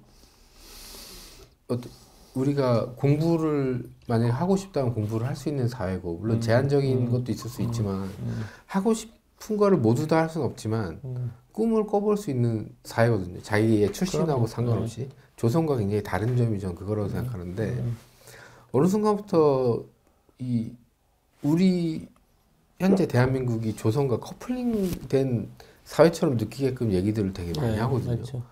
그게 저는 도저히 이해가 되지 않아요. 아니 그건 인류사에서 유서 깊은 논쟁입니다. 그러니까 영국하고 독일하고 있을 때 영국은 역사 얘기를 잘 안 해요. 왜냐하면 지금 역사 얘기를 할 필요도 없이 지금 현실만 얘기하는데 바쁜데 누가 역사를 중시하냐면 독일이 역사를 중시합니다. 독일이 영국에 대해서 한 꽤 떨어져 있기 때문에 그게 독일 역사파고 독일 역사파가 나중에 나치로 가는 거죠. 아 그렇군요. 그 역사 얘기를 강조하는 거 그리고 신채호도 1920년대에 그 조선하고 일본하고 비교를 해보니까 일본은 그냥 의리번쩍하고 조선은 그런 거야. 그러니까 어디에서 돌파구를 찾냐면 저 만주에 가가지고 조선 고대사 연구하잖아요. 다 역사 얘기예요. 그리고 80년대 중반에 운동권이 그걸 모사합니다. 모사해서. 그 현재 한국이 미국의 식민지임을 입증하기 위해서 여러 가지를 가져올 수 있잖아요. 과학기술을 가져올 수도 있고 경제를 가져올 수도 있고 뭐를 가져올 수도 있는데 굳이 역사를 끌고 오죠. 왜냐면 역사를 끌고 와야만 설명하기가 쉽고 심플하니까. 그러니까 지금 근데 그게 386이 그렇게 한번 시작을 한 다음에 2010년도에 다시 제가 2010년도에 다시 그거를 울겨 먹는데 대표적인 게 암살이죠, 암살. 그리고 서울의 영화로서. 근데 참 영화라는 게 사람들한테 전달하기 되게 좋은 도구기도 하지만 굉장히 잘못된 인식을 심어주게 해서 저는 그렇게 봐요. 근데 폐쇄적인 공간 안에 여러 사람을 모아놓고 음향과 영상으로 단기간 세뇌시키는 영향이 좀 있다고 보거든요.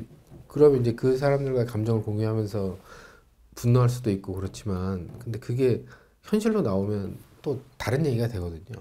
근데 그거를 현실까지 갖고 오는 게 저는 되게 신기할 따름이고.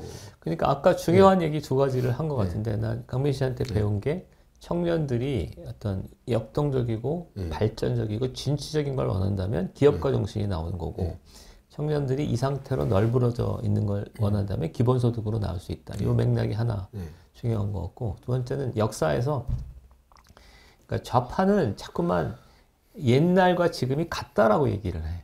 그러니까 우리는 조선시대를 얘기하는 건 조선시대와 지금 다를 바가 없습니다라고 얘기하고 싶은 거잖아요. 근데 우파는 조선시대와 현재 시대는 다른 겁니다라고 얘기를 해야지. 그러니까 박정희 시대의 경제 성장으로 우리는 달라졌어. 당신 공부를 언제든지 할 수 있는 시대가 된 거지. 이게 근본적인 차이 같아. 역사는 얘네들이 현재를 설명할 능력이 없으니까 현재를 설명할 방법이 없잖아. 스타벅스 가서 뭐 커피 먹고 이런 거 설명할 수 없으니까 저 옛날 거를 끌고 들어와서 우회적으로 하고 싶은 얘기는 조선시대와 지금은 같습니다라는 굉장히 낙후한 버전인데, 그게 대중을 설득하는 데는 좀 효과적일 수 있기 때문에 그렇게 계속 하는 거죠. 보죠. 그러고 보니까 사회를 계속 변화시키고 한국 사회를 변화시키는 집단은 현재는 기업밖에 없네요. 저는 기업이 지금 현재 뭐 정치는 아예 사멸되다시피 소모적인 논쟁으로 계속 얘기를 하고 있고, 뭐 다른 분야는 문화적인 부분은 그 일부들이 이제 나가서 국위를 선양합니다만은 그게 우리 한국의 문화라고 정확하게 얘기할 수 있는지는 한번 생각해봐야 될 문제고, 그렇게 보면 기업이 굉장히 역동적으로 지금 여기에서 우회적으로 깔고 있는 게 기업의 문화, 기업의 사상, 기업의 철학을 다시 한국 사회에 끌어들이자라는 게 제 생각이에요. 그렇군요. 근데 안타까운 거는 우리가 기업을 되게 적대시하는 그런 문화가 어느새 잡혀 있어가지고. 그게 2000년대 현상이에요. 2002년 이건희, 그러니까 노무현 정권의 최대 패착 중에 하나가 2002년에 이건희가 대선에 좀 개입한 것으로 보이는데 잘 모르지만, 그 이후로 이제 운동권에서 이건희 삼성에 대한 극단적인 여론이 형성되잖아요. 근데 최근에는 오히려 이제 이재용에 대해 감싸는 여론이 형성되고 있는데 그 정도가 너무 낮죠. 근데 뭐 삼성을 아직까지 공격하는 거는 예전에 그 권영길 대선 후보 그 보좌관인지 비서 출신인지 모르겠지만 박용진 의원 정도니까. 솔직히 저는 박용진 의원이 원래 본류가 민주당은 아니잖아요. 진보당. 원래 저기죠. 예전에 그 좌파죠, 좌파. 뭐 이석기 PD죠, PD 계열인가요? 어쨌든 뭐 그런 권영길 후보를 따라다니면서 이제 일을 했다는 거는 지금의 민주당과는 괴를 같이 할 수 없는 사람으로 알고 있는데, 어쨌든 민주당에 자리 잡고 앉아서 이렇게 기업을 아주 적대시하는 거는 저는 아주 신기한 현상이라고 생각합니다. 그리고 또 제가 만나면 꼭 여쭤보고 싶은 게 그 윤미향 의원 있잖아요. 윤미향 의원이 그 일본 가서 한 행위는 뭐 어떻게 하더라도 윤미향의 남편이 이제 김삼석 씨라고, 이분에 대해서 무슨 주사파 뭐 서열이 높다 뭐 이렇게 뭐 이분이 간첩으로 검거된 바도 있긴 하지만, 이제 이분에 대해서 제대로 얘기해 주시는 분들이 없어가지고 김삼석 씨에 대해서 좀 알고 계신 게 김삼석 씨는 외대 용인 캠퍼스 그룹이고요. 그런데 경기 동부와 외대 용인은 완전히 경기 동부의 아성이니까 경기 동부와 얼마나 관련이 있는지는 조금 잘 모르겠는데 내가 알기로는 외대 용인과는 별 상관은 없어요. 김삼석 씨가 인적인 조직적인 관계는 별로 없고, 그 다음에 93년 남매 간첩단 사건이 벌어졌는데 이게 굉장히 쇼킹했던 사건이에요. 왜냐하면 김영삼 정권 출범 이후에 벌어진 사건이니까. 근데 그 외대 두 번째 그 간첩단 사건은 민혁당이나 중부지역당처럼 어떤 시대를 좌우할 만한 큰 사건이라기보다는 조총련이나 이쪽에서 그냥 개별적으로 컨택한 이런 무차별한 컨택의 하나라고 나는 보고 있었고 그다음에 세 번째는 나와서 2000년대 초반에 저랑 활동을 좀 했었어요, 같이. 강연 같은데 거기도 이제 유명한 저기는 주로 군 문제 같은 군 문제랑 통일 문제를 다루는 사람이었고 저도 이제 통일 강사였기 때문에 몇 번 만나보면 굉장히 과격한 사람이에요. 과격하다는 건 어떤? 그러니까 나는 주사파지만 어디 가서 김일성 얘기는 잘 안 하거든요. 김일성, 김정일 뭐 이런 얘기 잘 안 하는데 거기는 뒤에 그 뒤풀이 같은 데 해보면 김정은, 김일성 얘기를 막 해. 김일성이 존경할 만한 사람이다 뭐 이런 얘기를 하는데 그게 이제 문제가 됐어요. 2000년대 초반에 김삼석 씨가 어디 경기도에서 강연을 했는데 정확하게는 기억 안 나고 그런 얘기를 하니까 청중들이 반발을 한 거야. 그래서 내가 수습을 하느라고 강연을 잡고 그런 일이 있었죠. 그 정도로 과격해. 그러니까 거의 뭐 조선인민민주주의 공화국의 그 충성을 하는 사람이라고 생각합니다. 그렇게 봅니다. 그러면은 이제 뭐 부부는 별개라 치더라도 조선인민민주주의 공화국에 충성을 다하는 사람과 함께 사는 사람이 국회에 입성했다는 거는 어떻게 생각하세요? 웃기는 거죠. 그러니까 김삼석 씨의 성향이 그러하고 윤미향 씨도 알아요. 윤미향 씨도 몇 번 활동을 공사석에서 봤기 때문에 거의 추정컨대 한 95% 싱크로율로, 아니 95% 확실성으로 거의 김삼석에 준하는 사상을 갖고 있습니다. 그러면 그 윤미향 의원이 일본에 가서 조총련을 만난 건 뭔가 연결될 수 있는 뭐 그런 게 있네요. 그러니까 위안부 사업을 한 거나 조총련하고 사업을 하는 거나 그건 전형적인 갓근 전술입니다. 갓근 전술이니까 반미가 목적인데 반의를 통해서 우회적으로 하는 거죠. 갓근이 갓이 이렇게 있잖아요. 김일성의 얘기예요. 이건 갓근 전술이라는 거. 이게 반미고 이게 일본이고 이게 미국이면 미국을 공격하기가 힘드니까 일본을 공격해서 이것만 끊어지면 갓 전체가 끊어진다는 거. 그게 갓근 전술인데 갓근 전술에 따라 위안부 운동을 한 것으로 저는 추정합니다. 그러니까 왜 위안부 운동을 했냐? 여러 가지가 있을 수 있잖아요. 위안부 문제가 인도적인 문제이기도 하고 그다음에 한일 간의 문제이기도 하고 뭐 이렇지만 아마 윤미향 씨는 반미 운동을 하기 위해서 일단 반일 운동에 투신하는 게 좋겠다라는 관점에서 반일 운동을 한 것으로 저는 봅니다. 그렇다면 그 윤미향 의원 그러니까 그분이 계속 그 수요 집회를 열었던 것도 결국에 반미 투쟁의 일환 하에서 이제 일어난 거라고 해석할 수 있다는 건가요? 그렇죠. 그거는 위안부 운동의 대부분이 반미 투쟁의 일환이에요. 그 중심 주도 세력이. 그리고 거기에 참여하는 핵심 그 학생들도 대부분 반미 집단이에요. 평화나비니 뭐 이런 애들, 대진연인이 다 아주 골수 반미. 그러니까 외견상 반일처럼 보이는데 그거는 반미 운동을 하기 위한 외투죠, 외투.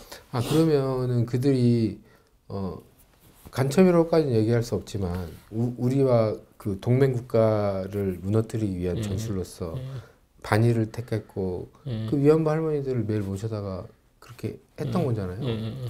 그러면은 그거는 굉장히 큰 죄 아닌가요? 그러니까 그게 문제인 거죠. 그러니까 간첩의 경우는 두 가지가 있거든요. 실제로 뭔가 북한하고 컨택을 해야 되거든요. 그러니까 저는 컨택을 했기 때문에 이제 간첩이 된 거고 이 친구들은 컨택을 하는데 컨택이 두 가지가 있어요. 하나는 간첩의 외향을 띌 수 있게 컨택을 하는 게 있고 형식을 갖춰야 되는데 반면에 2000년대 이후 너무나 확산돼 있기 때문에 접촉면이 그러니까 간첩이라고 할 만한 형식적 요건을 갖추지 않고 하는 경우가 있어요. 그게 문제예요. 그러니까 무슨 얘기냐면 남북 위안부 회담을 열잖아요. 평양에서. 그 평양이나 금강산에서 열리면 별짓을 다 하거든. 사실상 간첩 행위인데 국정원이 볼 때는 그걸 간첩행위라고 포착하기 어려워요. 다른 공식 행사이기 때문에. 그러니까 그런 경우가 많죠. 그게 그 가장 위험한 행사 중에 하나인데 평양에 가서 했단 말이야. 그럼 공식 행사를 해요. 무슨 위안부 토론회를 한 다음에 밤에 뭐 할 거야? 밤에 그 술자리를 하거든요. 그 술자리를 하면 이때는 뭐 별 얘기를 다 하는 거지. 북한에도 최고위급이 나와. 그래요. 최고위급 간부가 나오고, 그다음에 윤미향 씨도 이미 포섭될 준비가 돼 있는 사람이에요, 거기는. 사실 나도 그랬고. 그러니까 여기서 무슨 간첩 행위에 준하는 얘기들을 무진장 많이 하죠. 그러면 그 윤미향이 의원 신분으로 일본에 가서 조총련 행사에 참여한다는 건 북한과 연결돼 있다는 얘기잖아요. 그렇게 볼 수 있죠. 그러면은 그 말씀하신 대로 거기서 뭔가 일이 일어났을 가능성도 배제할 수는 없겠네요. 그럼요. 배제하는 게 아니라 꽤 그런 얘기 하고 왔지. 윤석열 정부가 어떻게 됐고 이런 얘기 다 했을 것 같은데. 아마. 현재 윤석열 정부가 어떠하고 그다음에 북한에서는 윤석열 정부에 대해서 이러이렇게 해라. 그다음에 우리는 이러이러하겠다 이런 얘기까지 다 했을 것 같은데. 근데 그 유명 의원 같은 경우에는 그 위안부 논란이라던가 이제 땀을 많이 흘린 뭐 그런 굉장히 큰 논란이라던가 뭐 남편 김삼석 씨 논란이라던가 뭐 여러 가지 소송에 휘말린 논란이라던가 굉장히 논란이 많아서 그분에 대해 신뢰가 별로 없잖아요. 우리 사회가 윤미향 의원에 대해 갖고 있는. 그런데도 불구하고 윤석열 정권에 대한 지령을 내릴 가능성도 있다는 건가요? 그럼요. 그러니까 북한이 대남 간첩으로 포섭하는 경우는 그 사람이 남한에서 어떤 역량이 있는가 하고는 별 상관없어요. 그렇습니까? 옛날에는 그 조건을 따졌거든요. 옛날에는 역량이 있어야 포섭을 했는데 북한이 좀 남을 때, 그러니까 여유가 있을 때. 근데 지금은 한 사람이라도 급하잖아요. 마구잡이로 포섭을 하는데 그 중에 뭐 청주 간첩단 사건 이런 게 있는데 청주 간첩단 사건은 지역에서도 왕따예요, 그 양반들. 그렇습니다. 그리고 창원도 내가 볼 때는 약간 왕따야. 대부분 왕따인데도 막 하는 이유는 북한이 여유가 없어. 그 다음에 민주노총 간첩단도 약간 그렇고.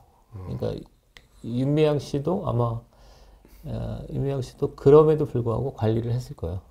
그러면은 그런 차원이라면 지금 현재 북한이 강성희 씨나 강성희 의원이죠.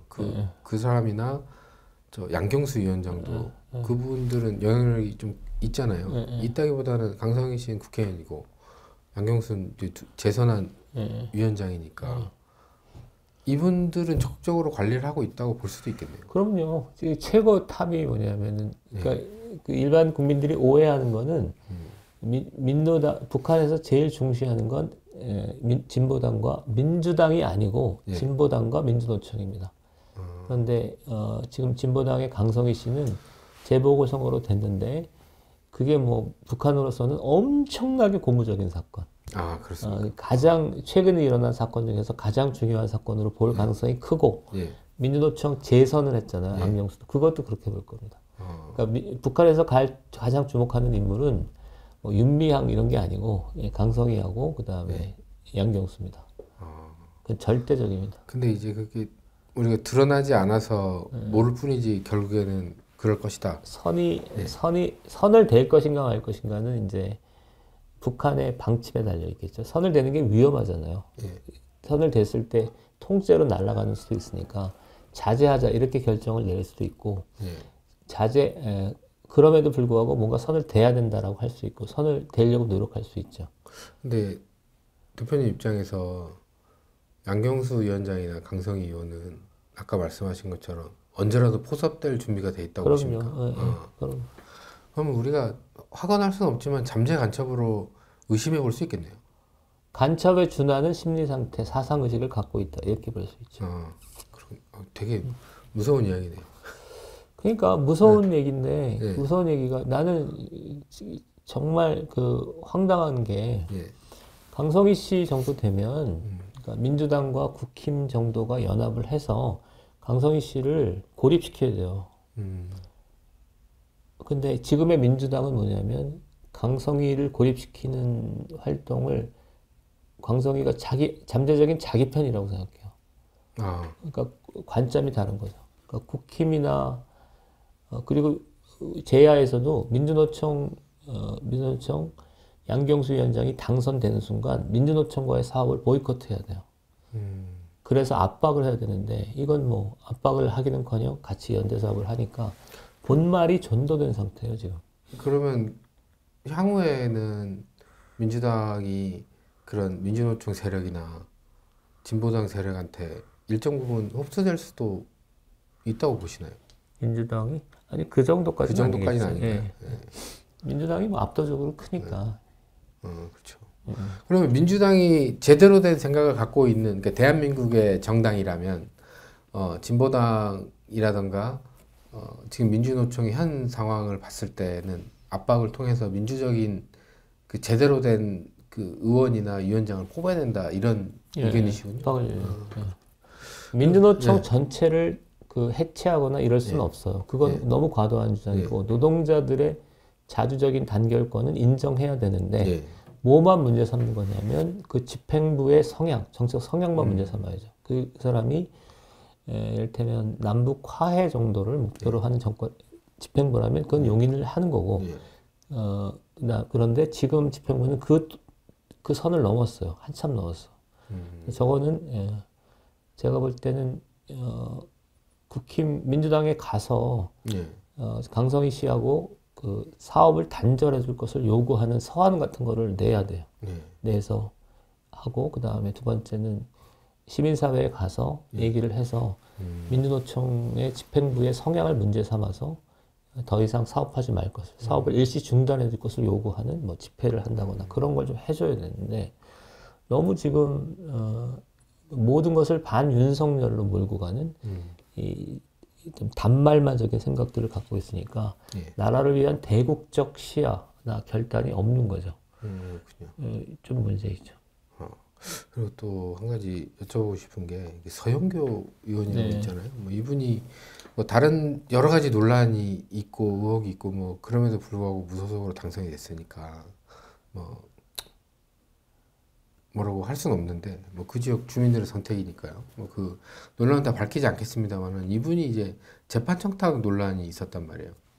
이제 뭐 이 재판 청탁 논란도 그 자기 그 지역구의 지지자의 아들이 범죄를 저질렀는데 그거를 좀 이렇게 좀 재판을 청탁하면서 좀 뭐라고 해야지 경감 뭐 이런 식의 취지로 이제 민원을 그 국회 출장 후 판사한테 했다는 그런 얘기가 있어요. 근데 그 지지자의 아들이란 분의 저 범죄 사실이 되게 특이한 게 우리가 흔히 아는 바바리맨 있잖아요. 그러니까 그 공연 바바리맨을 했다고. 예, 공연 음란죄라고 아주 막 이렇게 포장이 돼 있지만 바바리맨 한 사람을 위해서 이제 재판 청탁을 했다는 얘기가 있어요. 근데 이분도 운동권이었던 걸로 알고 있는데 뭐 어떻게 생각하세요? 그냥 너무 이게 찌질한 바바리맨을 뭘 저렇게 이게 좀 찌질한 것 같은데. 근데 이분이 예전에 운동권 출신이라고 이분 지금 이대 총학생회장. 이대 총학생회장. 남편분도 또 남편이 훨씬 고위급입니다. 83년도, 86년도 서울대 공대 학생회장. 저는 아주 많이 봤어요. 사회 보는 거. 그냥 뭐 참여연대 하다가 아마 마음 먹고 그쪽으로 간 것 같아요. 변호사 해서 안기부 그런 거라서 대중적으로는 서영교가 알려져 있지만 내용적으로는 남편이 꽤 역할을 하는 거예요. 근데 그 운동권 예전에 세상을 뒤집자 했던 그 혁명 동지나 다름없는 서영교 의원이 바바리맨을 위해서 적극 나서서 재판 청탁을 했다는 얘기가 나오는 거에 대해서는 어떻게 생각하시나요? 너무 자잘한, 그러니까 왜 그렇게 찌질하게 됐지 사람들이? 그 정도면 바바리맨 정도 되면 저도 이제 주변에서 군대를 빼달라는 얘기를 할 때가 있어요. 가끔가다. 농담 반 진담 반 그렇거든요. 근데 그때 되면 뭐 내가 뺄 수 있는 방법도 없고 그냥 군대를 갔다 와라. 그게 임무다.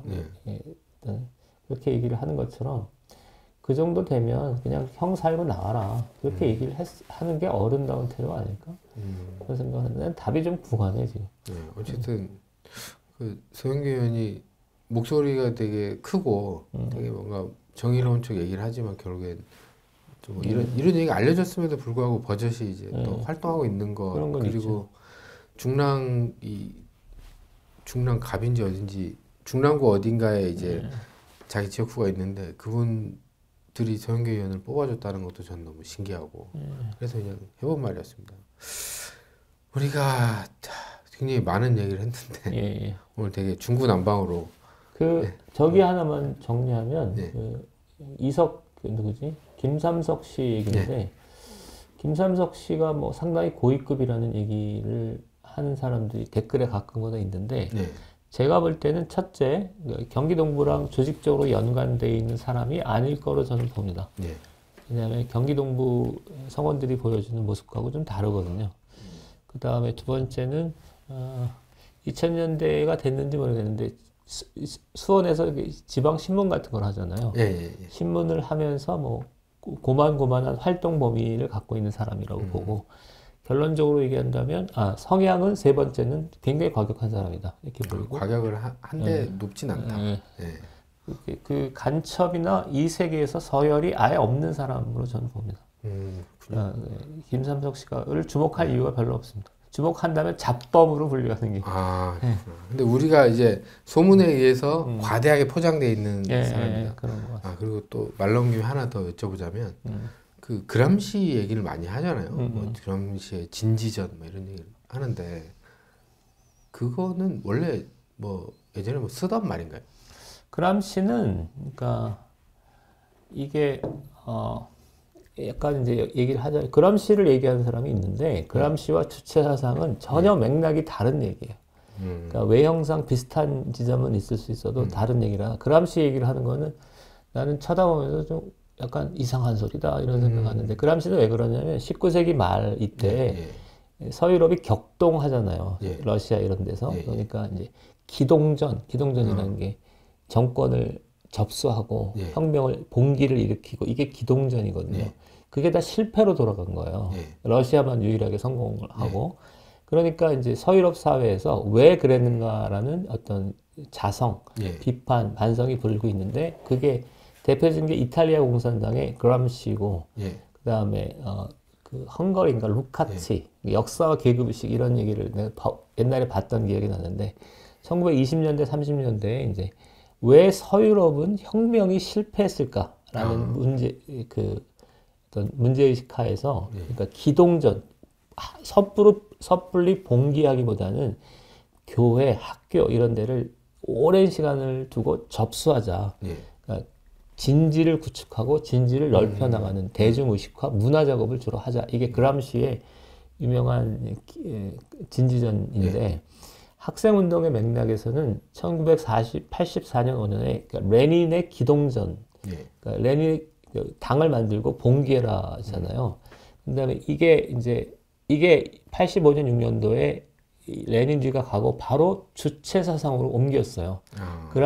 주체 사상이 뭐냐면은 그러니까 그람시를 오히려 비판하는 거예요. 그러니까 서유럽에서는 레닌류의 혁명 전략이 실패했다고 자꾸 계량주의적, 수정주의적 주장을 하는데 우리는 여전히 민족해방 투쟁을 완수하겠다. 이게 주체사상의 기본 골각이고 주체사상과 그람시가 비슷하게 보이는 거는 둘 다 대중의식화를 중시하거든요. 문화사업을 중시하는데 양자는 맥이 완전히 다릅니다. 그람시는 자본주의의 팽창에 따라서 기동전 형태의 혁명 전략은 불가능하다라는 게 그람시고 주체사상은 아니다. 그럼에도 불구하고 민족해방 투쟁은 여전히 유효하다고 보는 게 주체사상이에요. 그러니까 전혀 맥이 다르죠. 근데 형식적 유사성이 있죠.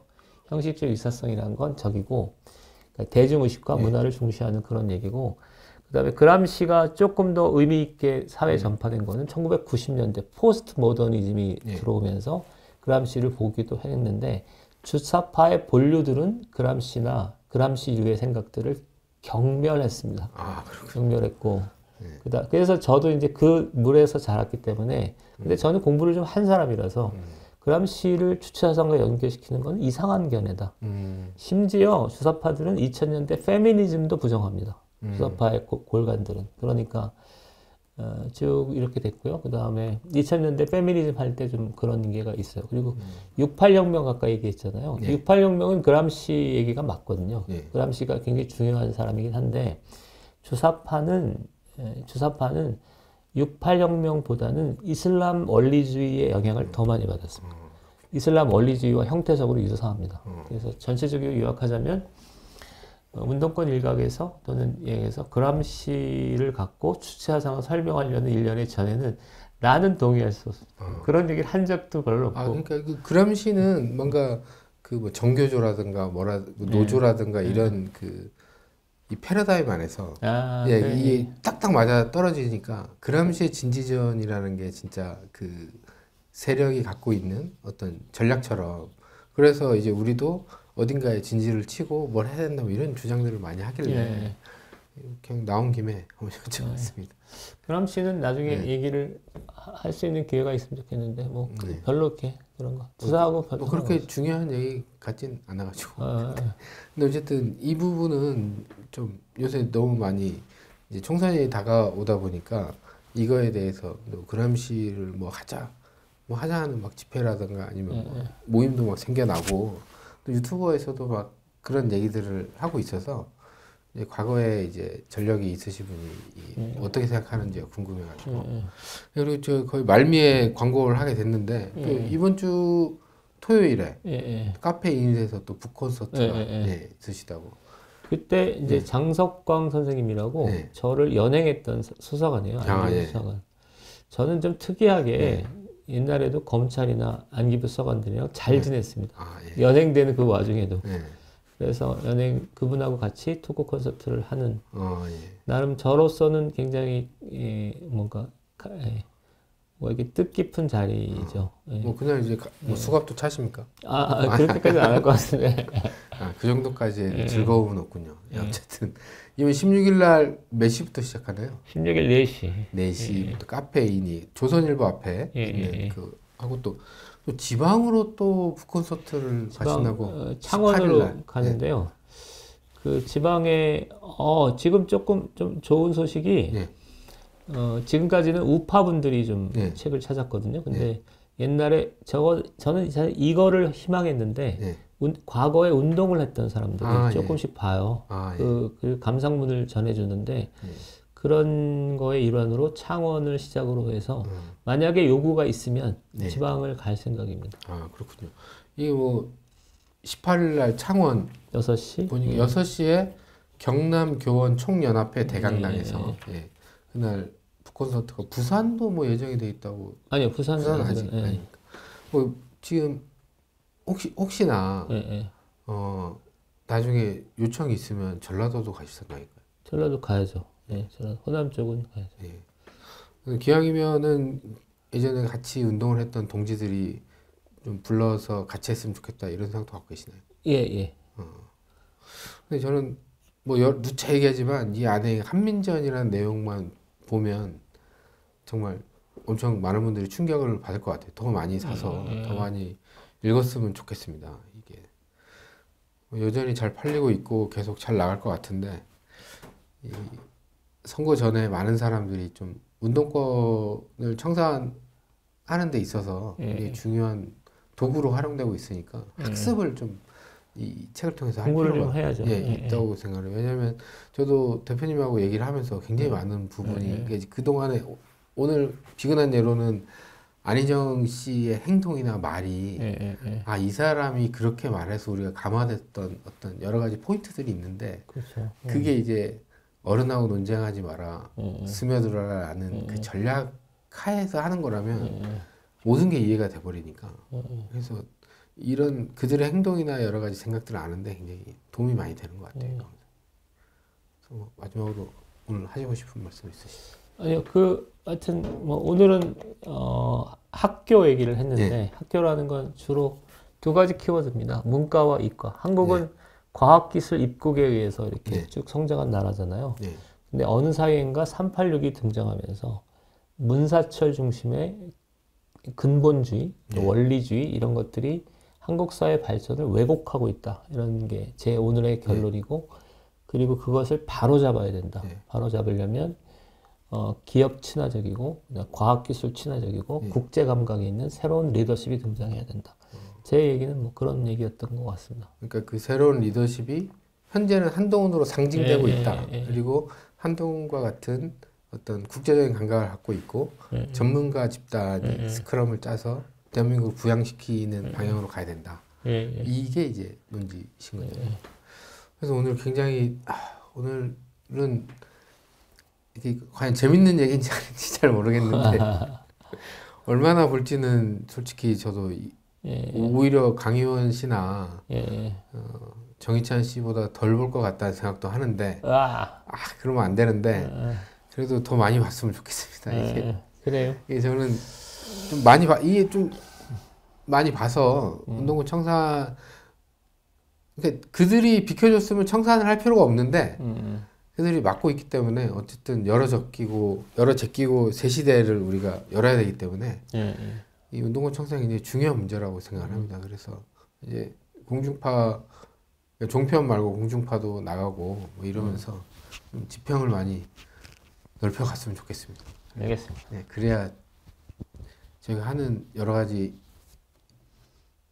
들이 의미가 있다고 생각이 드니까 그래서 너무 고맙습니다. 이렇게 좋은 말씀 항상 해주셔서. 네, 고맙습니다. 고맙습니다.